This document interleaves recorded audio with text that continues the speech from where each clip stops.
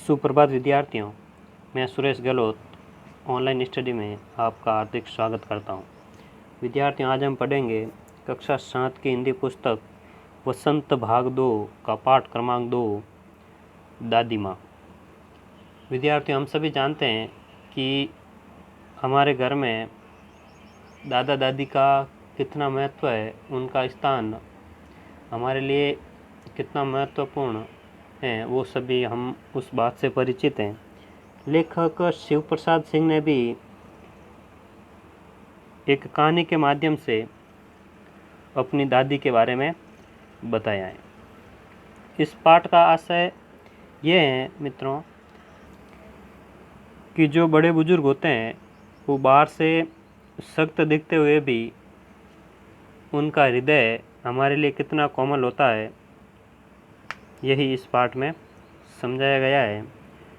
तो आइए विद्यार्थियों, पाठ की शुरुआत करते हैं। कमजोरी ही है अपनी, पर सच तो यह है कि जरा सी कठिनाई पड़ते बीसों गर्मी, बरसात और वसंत देखने के बाद भी मेरा मन सदा नहीं तो प्राय अनमना हो जाता है।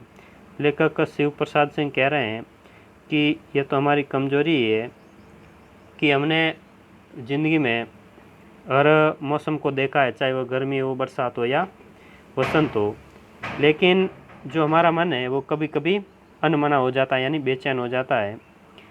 मेरे शुभ चिंतक मित्र मुंह पर मुझे प्रसन्न करने के लिए आने वाली छुट्टियों की सूचना देते हैं और पीठ पीछे मुझे कमज़ोर और जरा सी प्रतिकूलता से घबराने वाला कहकर मेरा मजाक उड़ाते हैं।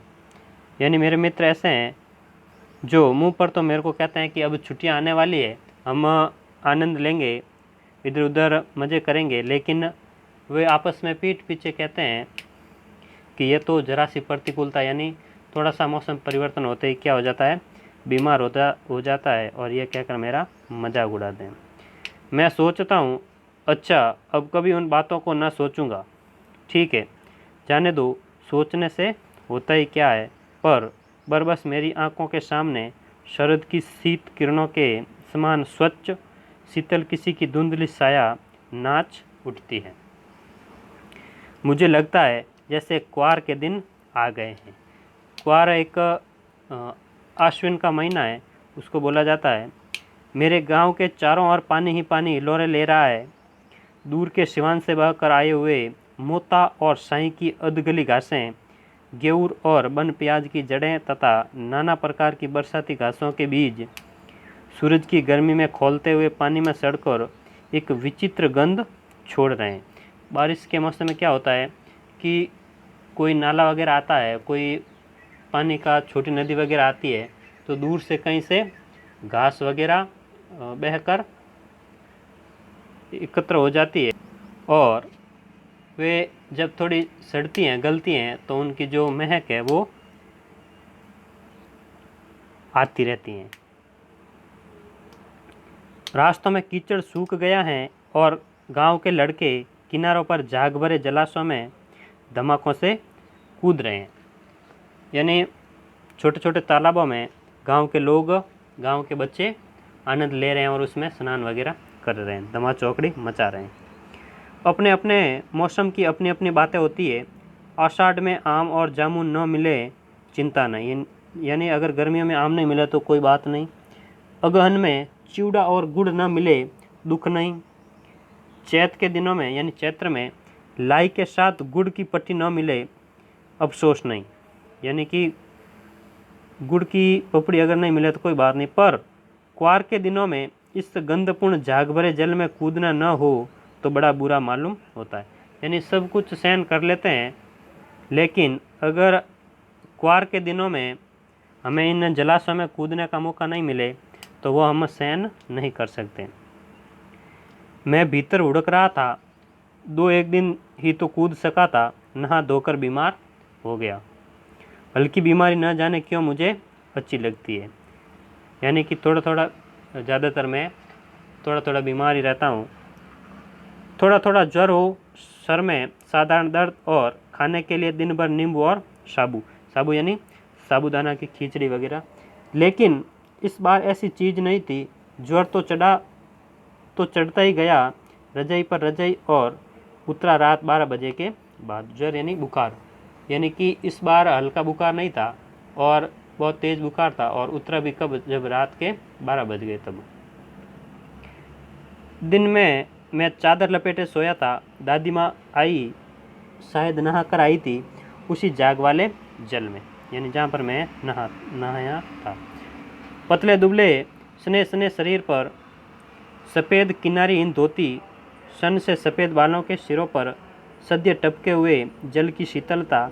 आते ही उन्होंने सर पेट छुए, यानी हमारे जब बीमार वगैरह होते हैं तो हमारे घर वाले तो सिर पर, पेट पर आदि हाथ रख कर देखते हैं कि शरीर कितना गर्म है।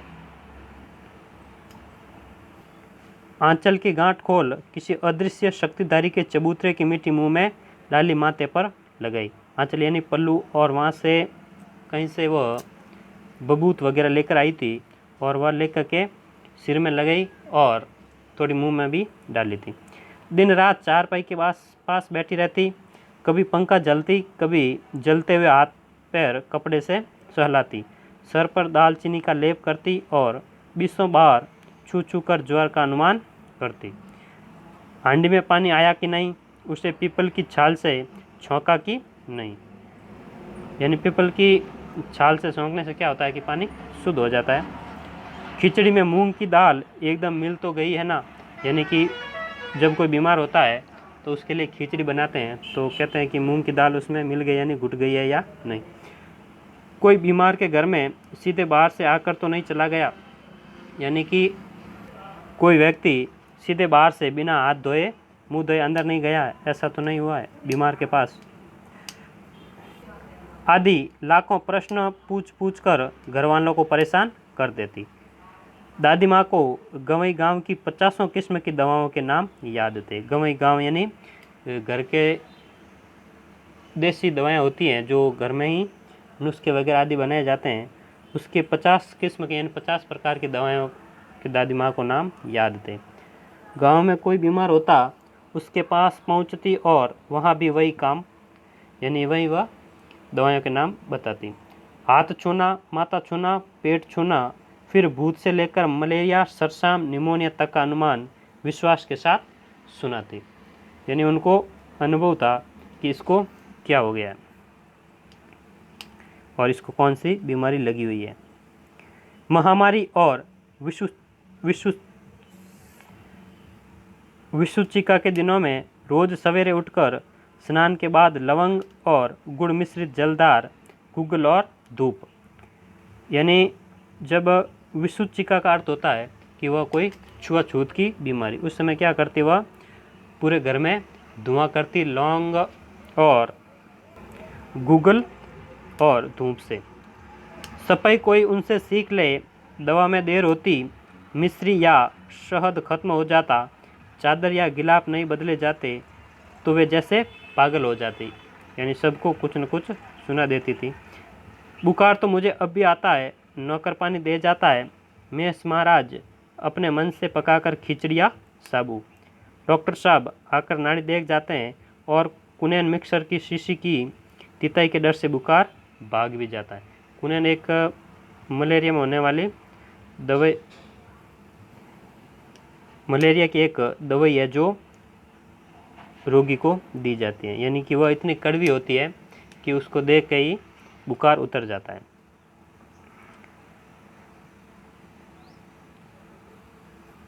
पर न जाने क्यों ऐसे बुखार को बुलाने का जी नहीं होता, यानी ऐसे बुखार जो अब होते हैं वह उसका मन अब नहीं करता कि यह बुखार आए।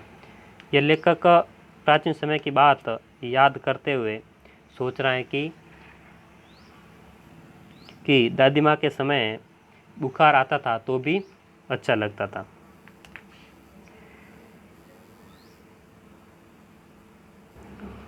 किशन भैया की शादी ठीक हुई। दादी माँ के उत्साह और आनंद का क्या कहना। दिन भर गायब रहती, सारा घर जैसे उन्होंने सर पर उठा लिया हो। पड़ोसी ने आती, बहुत बुलाने पर दादी माँ आती। बहन बुरा न मानना, कार परोजन का घर ठहरा, एक काम अपने हाथ से न करूं तो होने वाला नहीं है। यानी दादी माँ कह रही है कि सब काम मेरे देख रेख में होते हैं और एक भी काम अगर मैं उस पर ध्यान नहीं दूँ तो ढंग से नहीं होता। जानने को यह सभी जानते थे कि दादी माँ कुछ करती नहीं, पर किसी काम में उनकी अनुपस्थिति वस्तुतः विलम्ब का कारण बन जाती। यानी कि कोई काम अगर उनकी देख रेख में नहीं होता तो उस काम में अवश्य देरी हो जाती। उन्हीं दिनों की बात है, एक दिन दोपहर को मैं घर लौटा। बाहरी निक्षार में दादी माँ किसी पर बिगड़ रही थी। लेखक कह रहा है कि मैं एक बार दोपहर में घर आया था, उस समय की बात है। देखा पास के कोने में दुबकी रामी की चाची खड़ी है। 100 न होगा धन्नो, रुपए में सूद के आज दे दे। यानी वह एक बूढ़ी औरत से बहस कर रही थी और कह रही थी कि मैंने जो तेरे को रुपए दिए थे वो उसको मैं पूरे सूद यानी ब्याज सहित लूँगी। तेरी आंखों में तो शर्म है ही नहीं, मांगने के समय कैसे आई थी, पैरों पर नाक रगड़ती फिरी, किसी ने एक पाई भी न दी। अब लगी है आजकल करने फसल में दूंगी, अब क्या तेरी खातिर दूसरी फसल कटेगी।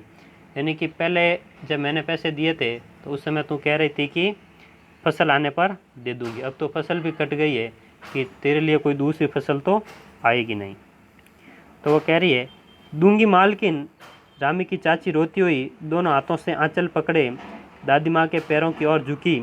बिटिया की शादी है, आप न दया करेंगी तो उस बेचारी का निस्तार कैसे होगा। यानी वह गरीब औरत कह रही है कि मेरी बेटी की शादी है और अगर आप ही दया ना करोगी, यानी आप ही अगर पैसों के लिए इतना जिद करोगी तो उसका बेड़ा पार कैसे होगा। हट हट, अभी नहा के आ रही हूँ। दादी माँ पीछे हट गई। जाने दो दादी, मैंने इस अप्रिय प्रसंग को हटाने की गरज से कहा। बेचारी गरीब है, दे देगी कभी। लेकर कह रहा है कि मैंने अनुरोध किया दादी से कि ये कभी दे देगी। चल चल चला है समझाने। यानी ये कौन कह रहा है, दादी माँ कह रही है लेखक से। मैं चुपके से आंगन की ओर चला गया। कई दिन बीत गए, मैं इस प्रसंग को एकदम भूल सा गया। एक दिन रास्ते में रामी की चाची मिली। वह दादी को पूतो फलो दूधो नहाओ का आशीर्वाद दे रही थी। मैंने पूछा क्या बात है धनो चाची, तो उसने विह्वल होकर कहा उरीन हो गई बेटा, भगवान भला करे। हमारी मालकिन का कल ही आई थी, पीछे का सभी रुपया छोड़ दिया, ऊपर से 10 रुपये का नोट देकर बोली देखना धनो, जैसी तेरी बेटी वैसी मेरी, 10-5 के लिए ऐसा ही न हो, देवता है बेटा देवता। वह गरीब महिला धनो कह रही है लेखक से कि उस दिन तो दादी ने तेरे को इतनी खरी खोटी सुनाई थी, लेकिन आज तू दादी को कह रही है कि आशीर्वाद दे रही है कि दूधो नहाओ और पूतों फलो, ऐसा क्यों। तो वह धनो कह रही है कि कल ही मेरे घर आपकी दादी आई थी और मेरे को कहा था कि जो मैं ब्याज के पैसे मांगती थी उन सब को मैंने माफ़ किया और मुझे 10 रुपये भी दिए और कहा जैसी वो तेरी बेटी है वैसी मेरी भी बेटी है। उस रोज़ तो बहुत डांट रही थी। मैंने पूछा वह तो बड़े लोगों का काम है बाबू, रुपया देकर डांटे भी न तो क्या लाभ क्या। मैं मन ही मन इस स्तर पर हंसता हुआ आगे बढ़ गया। तो विद्यार्थियों, आज के लिए बस इतना ही। आगे का पाठ हम अगले वीडियो में पढ़ेंगे। तब तक के लिए धन्यवाद। और जाते जाते हमारे वीडियो को लाइक करें और कमेंट ज़रूर करें और चैनल को सब्सक्राइब करना न भूलें। धन्यवाद।